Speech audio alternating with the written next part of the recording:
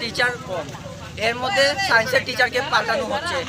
প্রশাসন বলেছে অন্য টিচার দেবে, কিন্তু এই টিচার আমরা লাগে না, আমরা দেবপ্রিয় স্যারকে লাগে। দেবপ্রিয় স্যার কি পড়ান তোমাদের? সায়েন্স। দেবপ্রিয় স্যারের ভালো নাম কি? দেবপ্রিয় স্যার। তো তুমি কোন ক্লাসের স্টুডেন্ট? 10। তোমরা যে এইভাবে রাস্তা অবরোধ করতেছো, জানো না মানে সরকার বিরোধী কাজ করতেছো যে? তো সরকারে তো আমরা অসুবিধাটা বুঝতো। তোমরা কি চাইতেছো? আমরা দেবু স্যার থাকতো। বদলি না করার জন্য। তোমাদের স্কুলের নাম কি? কাচরগা রামচরণ গভর্নমেন্ট হাই স্কুল। কোন স্যার বদলিছে? দেবপ্রিয় দেব। তাহলে কি এর টিচার? সায়েন্সের টিচার।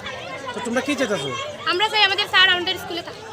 তো যদি বদলি যদি ট্রান্সফার ক্যান্সেল না হয় তাহলে আমরা ক্যান্সেল আইলে আমরা কেউ স্কুলে আইতাম না, স্কুল তালা মারা।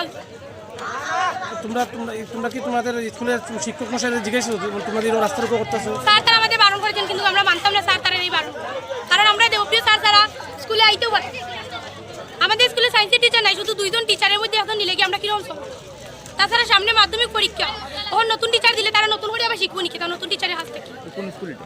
কাচরগা রামচরণ গভর্নমেন্ট হাই স্কুল। তোমার নাম কি? বাবলি। কোন ক্লাসে পড়ো? 9।